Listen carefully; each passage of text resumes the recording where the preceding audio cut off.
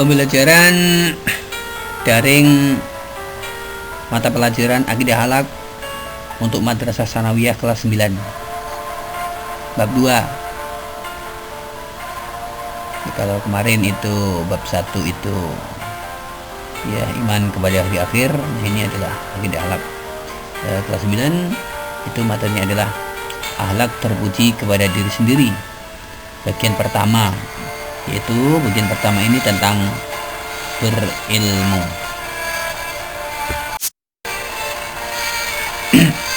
Assalamualaikum warahmatullahi wabarakatuh. Ahlan wa sahlan.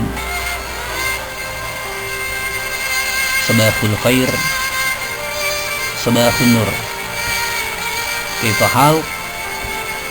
Selamat pagi. Semoga kalian dalam keadaan sehat walafiat dan siap mengikuti pelajaran pada hari ini. Perhatikan, amati ayat-ayat berikut. Firman Allah Subhanahu wa taala surat Ar-Rahman ayat 33. Bismillahirrahmanirrahim. Ya ma'syaral jinni wal insi in istata'tum an tanfudu min aqdaris samawati wal ardi fanfudu la tanfuduna illa bisultan. Hai jamaah jin dan manusia, jika kamu sanggup melintasi penjuru langit dan bumi, maka lintasilah. Kamu tidak dapat menembusnya kecuali dengan kekuatan. Surat Ar-Rahman ayat 33. Juga firman Allah surat Al-Mujadalah ayat 11. Bismillahirrahmanirrahim.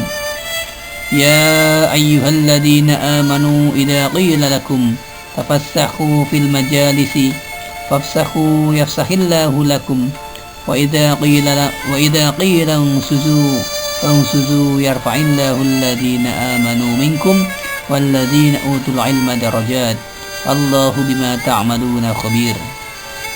Hai orang-orang yang beriman, apabila kamu dikatakan kepadamu berlapang-lapanglah dalam majelis, maka lapangkanlah. Niscaya Allah akan memberi kelapangan untukmu. Dan apabila dikatakan berdirilah kamu, maka berdirilah. Niscaya Allah akan meninggikan orang-orang yang beriman di antaramu dan orang-orang yang diberi ilmu pengetahuan beberapa derajat, dan Allah Maha mengetahui apa yang kamu kerjakan. Surat Al-Mujadalah ayat 11. Di antara kelebihan manusia dengan makhluk lain adalah Allah memberinya akal. Akal berfungsi untuk mengkaji dan menemukan ilmu pengetahuan. Ilmu pengetahuan dapat menciptakan peralatan yang canggih. Akhirnya manusia dengan ilmu pengetahuan dan karyanya dapat menembus penjuru langit dan bumi. Bukankah dengan ilmu pengetahuan semua menjadi mudah? Buktikan, dengan ilmu semua menjadi mudah. Oleh karena itu, kita sebagai manusia, sebagai hamba Allah yang diberi akal, marilah kita mencari ilmu dengan tekun, dengan giat belajar, karena ilmu itu merupakan lantaran takwa. Takwa tanpa ilmu adalah omong kosong. Oleh karena itu, kita sebagai makhluk Allah yang diberi akal, kita gunakan nikmat akal ini dengan sebaik-baiknya, dengan bersyukur, memuji kepada Allah Subhanahu wa taala dengan menjalankan perintahnya dan menjauhi segala larangan-larangannya. Dahulu tidak terbayang bahwa manusia bisa sampai ke bulan. Namun pada masa sekarang, berita manusia pergi ke bulan sudah biasa kita dengar, tidak asing lagi. Pernahkah kalian membaca sejarah tentang Columbus, seorang yang pernah mengarungi bumi ini? Setelah ditemukannya kompas, ia ingin membuktikan bahwa bumi ini bulat.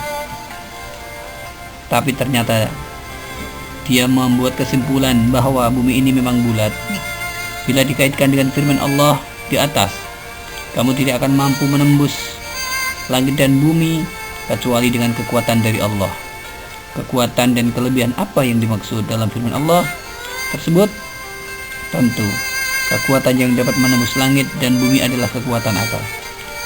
Tapi saya juga heran, kenapa justru orang-orang barat yang bisa menggunakan akalnya tersebut ya, kenapa tidak kita orang Islam untuk menginjakkan kaki di bulan? Kenapa Columbus tidak orang-orang yang Islam yang telah diwahyukan Al-Quran? Itu patut kita renungkan ya. Oleh karena itu kita sebagai orang Islam yang punya kitab Allah, mujizat terbesar Al-Quran, kita baca, kita renungkan, kita praktekkan di dalam kehidupan sehari-hari, supaya kita menjadi makhluk yang kuat akalnya, sebagai makhluk yang kuat ilmunya, sebagai makhluk yang kuat pendidikannya. Tahukah kamu siapakah yang punya ilmu itu?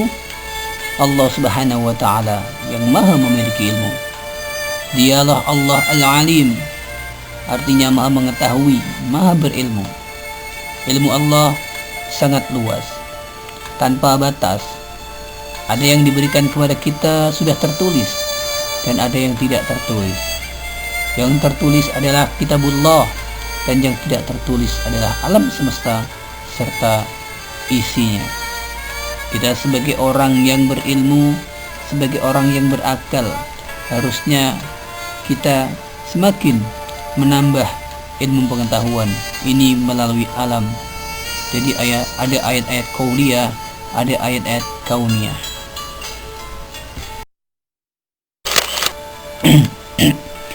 Ada sebuah kisah yang mana seorang santri yang belajar kepada kiainya putus asa karena dia merasa tidak mampu untuk mempelajari suatu ilmu.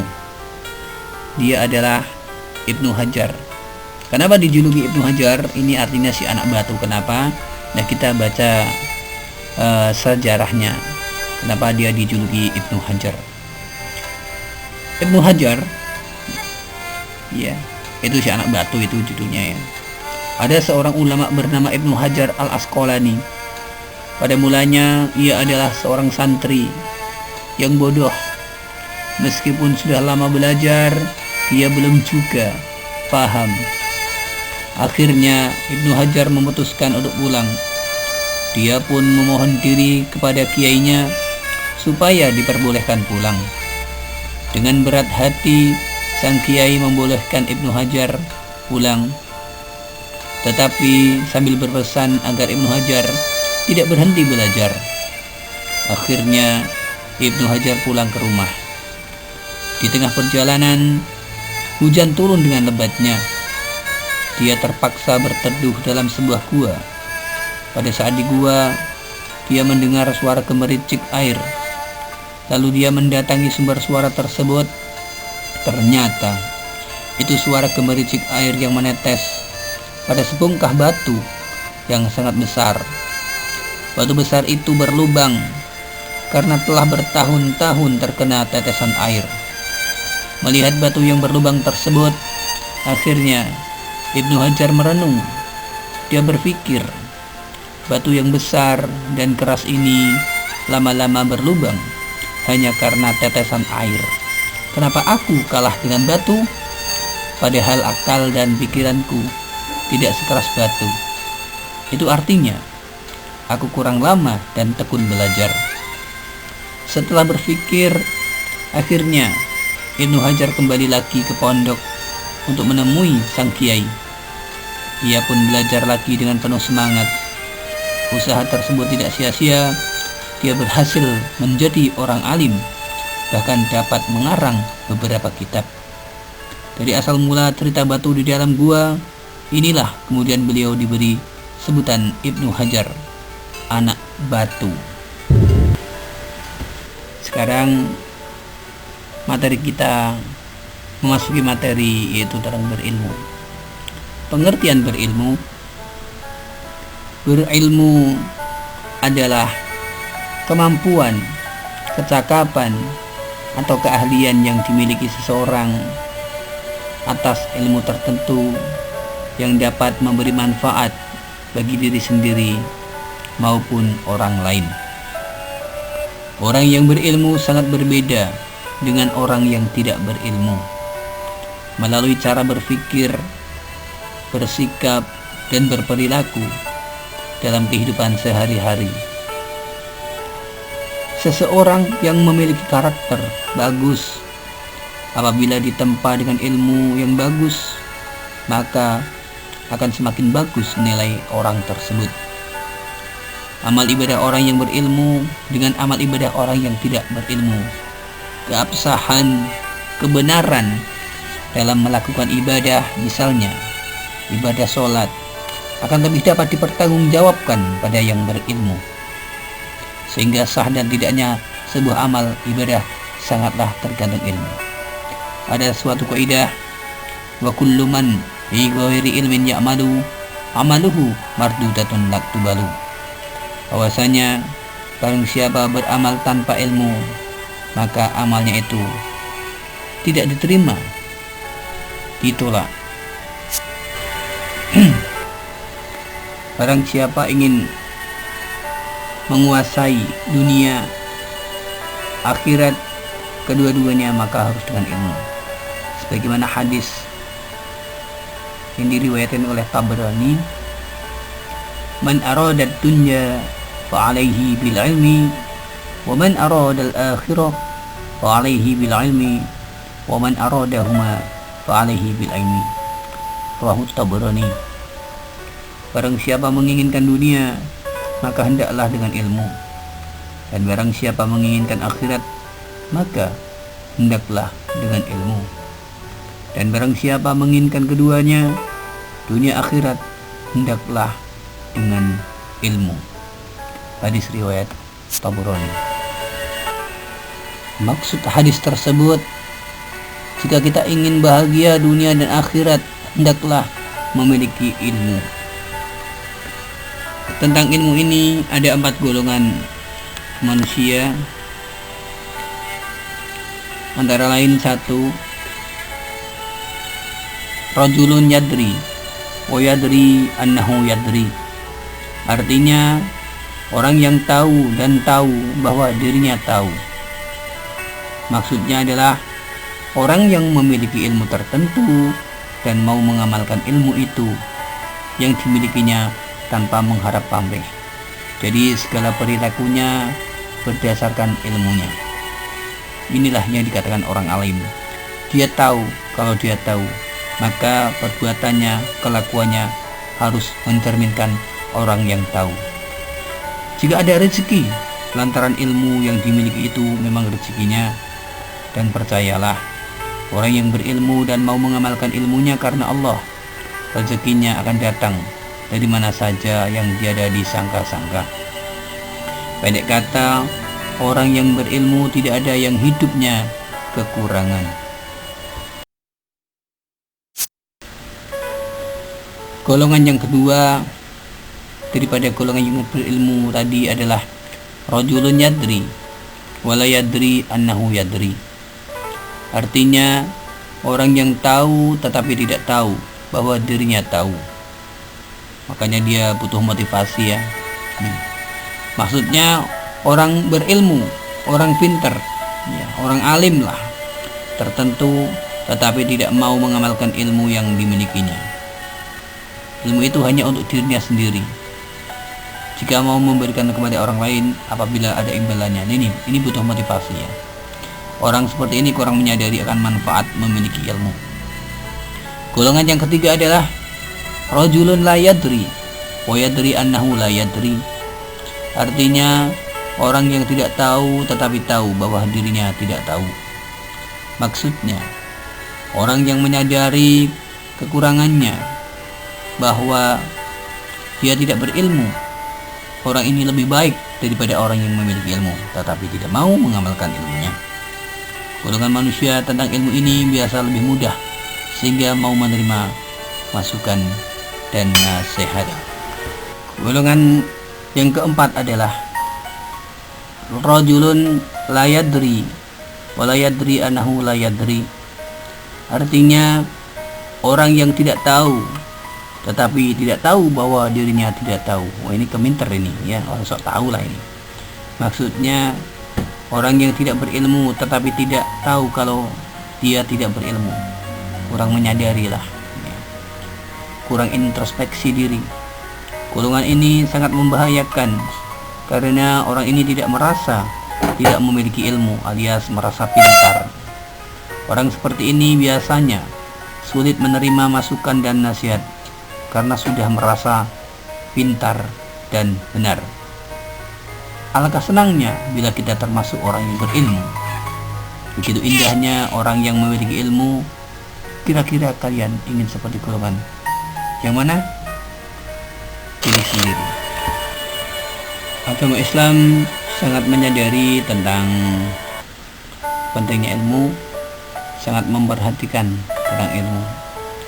Sehingga di awal-awal turunnya wahyu, Allah memerintahkan Nabi Muhammad untuk membaca. Berarti ini berkaitan dengan membaca ilmu pengetahuan. Dalil perintah berilmu, surat Al-Alaq ayat 1-5. Bismillahirrahmanirrahim. Iqra bismi rabbikal ladzi khalaq. Khalaqal insana min 'alaq. Iqra wa rabbukal akramul ladzi 'allama bil qalam. 'Allamal insana ma lam ya'lam. Bacalah dengan menyebut nama Tuhanmu yang menciptakan. Dia telah menciptakan manusia dari segumpal darah. Bacalah. Dan Tuhanmu lah yang maha pemurah, yang mengajar manusia dengan perantaraan kalam. Dia mengajar kepada manusia apa yang tidak diketahuinya. Untuk dasar diperintahnya manusia untuk berilmu adalah surat Al-Mujadalah ayat 11. Bismillahirrahmanirrahim. Ya ayyuhalladzina amanu idza qila lakum tafassahu fil majalisi fafsahu yafsahillahu lakum wa idza qila unsuzu fansuzu yarfa'illahu alladzina amanu minkum walladzina utul ilma darajat wallahu bima ta'maluna khabir. Hai orang-orang yang beriman, apabila dikatakan kepadamu berlapang-lapanglah dalam majelis, maka lapangkanlah, niscaya Allah akan memberi kelapangan untukmu. Dan apabila dikatakan berdirilah kamu, maka berdirilah, niscaya Allah akan meninggikan orang-orang yang beriman di antara kamu dan orang-orang yang diberi ilmu pengetahuan beberapa derajat. Dan Allah Maha mengetahui apa yang kamu kerjakan. Surat Al-Mujadalah ayat 11. Bentuk orang yang memiliki ilmu setidaknya memiliki ciri-ciri sebagai berikut. Mau menjaga dan mengamalkan ilmunya karena Allah Subhanahu wa ta'ala. Karena intinya apa tadi? Ilmu itu lantaran takwa kepada Allah. Jadi ya, ilmu itu untuk limardotillah, mencari keriduan Allah Subhanahu wa ta'ala. Yang kedua, ciri-ciri orang yang berilmu adalah semakin berilmu, semakin santun dalam bersikap dan berperilaku. Jadi seperti ilmu padi ya, semakin berilmu semakin tunduk, itu ilmu padi. Tawadu ya, kalau berkata di bawah-bawah, mandi di hilir-hilir. Kalau berkata merendah terus ya, tidak sombong. Selanjutnya yang ketiga, dapat menjadi teladan di mana saja berada. Jadi orang berilmu itu tahu ilmunya, tahu pandai membawa diri. Di mana di situ bumi dipijak, disitulah langit dijunjung. Jadi orang yang berilmu itu menyesuaikan, dapat mudah menyesuaikan diri. Selanjutnya, lebih suka bekerja daripada banyak bicara. Ya, kalau banyak bicara ya ibarat tong kosong nyaring bunyinya, air beriak tanda tak dalam. Kalau orang tenang, air tenang menghanyutkan. As-samtu zainul alim. Diam itu perhiasan orang yang alim. Ya. Tapi kadang-kadang ada orang yang diam tapi malah bodoh. Itu kan wasitrul lil jahil dan penutup bagi orang-orang yang bodoh. Ini ya. Jadi banyak bekerja orang yang berilmu itu, tidak banyak bicara.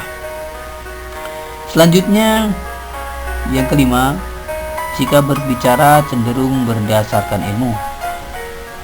Ya, kalau bicara yaitu jaga lisan. Ya. Jangan bicara kalau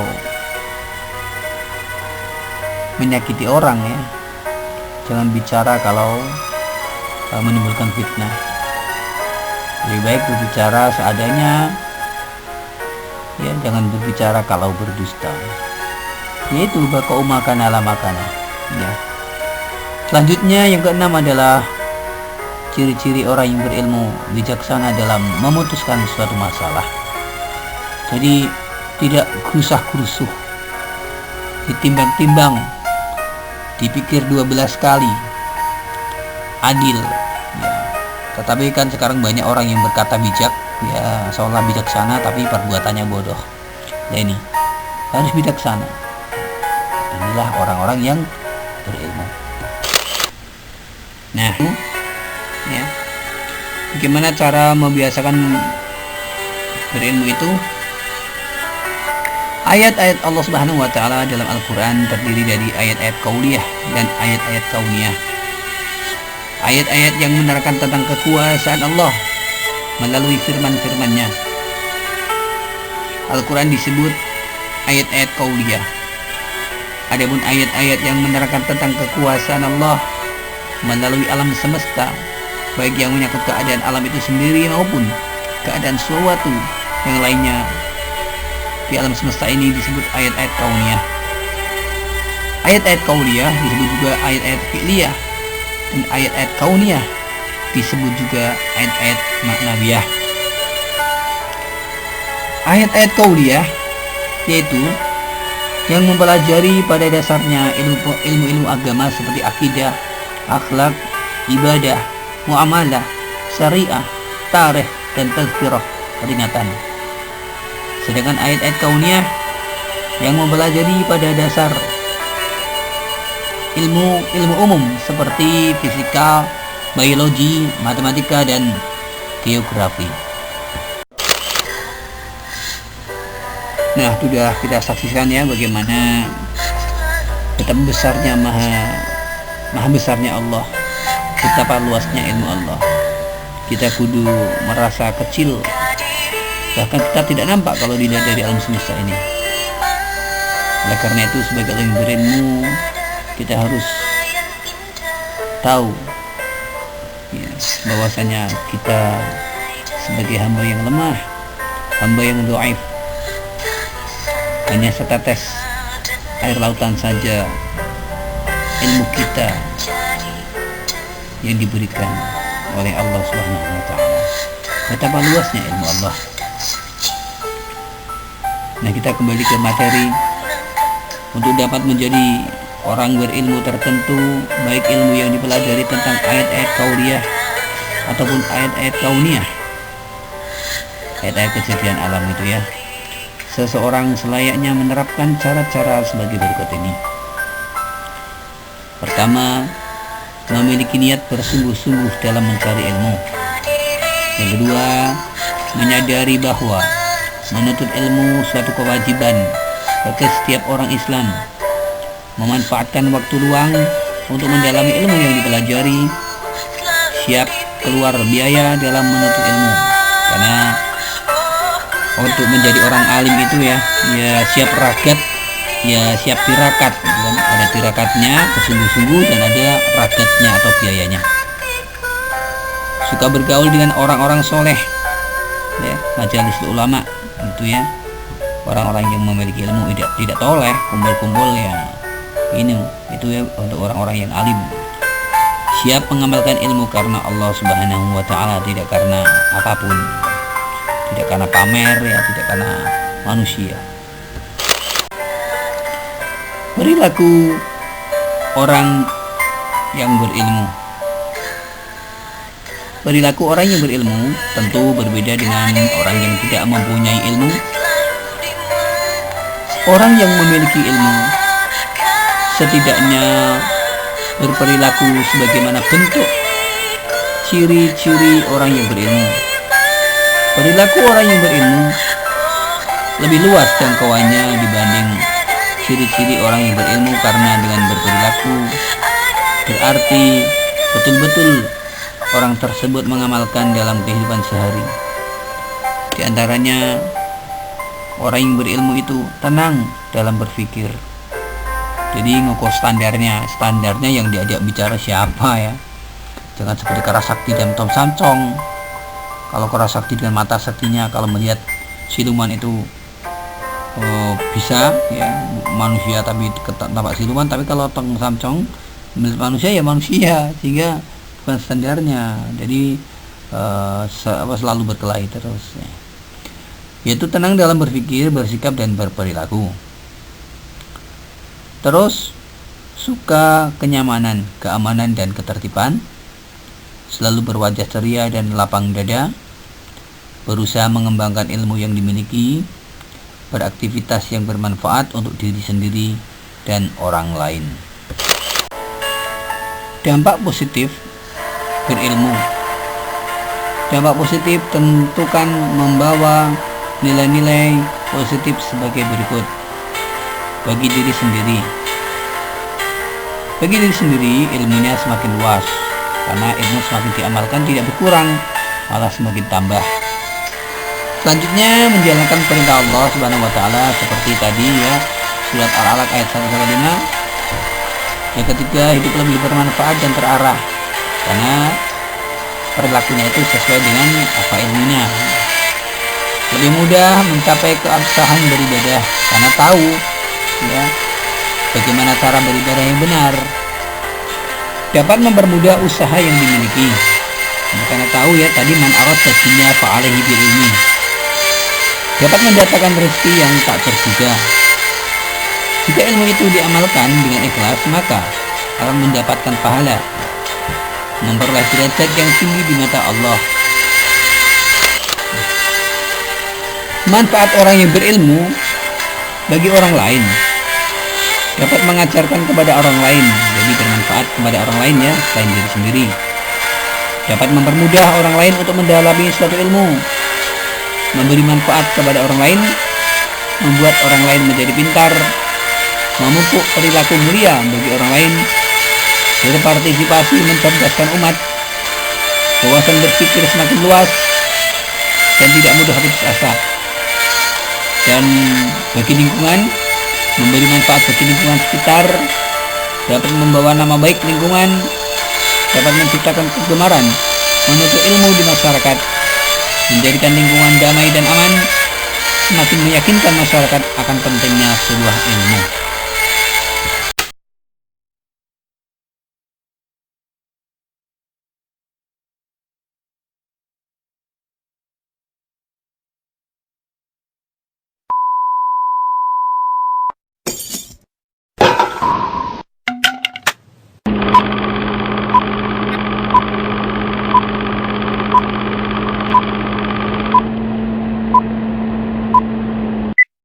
بسم الله الرحمن الرحيم ولقد خلقنا الإنسان من سلالة من طين ثم جعلناه نطفة في قرار مكين ثم خلقنا النطفة علقة فخلقنا العلقة مضغة فخلقنا المضغة عظاما فكسونا العظام لحما ثم أنشأناه خلقا آخر فتبارك الله أحسن الخالقين.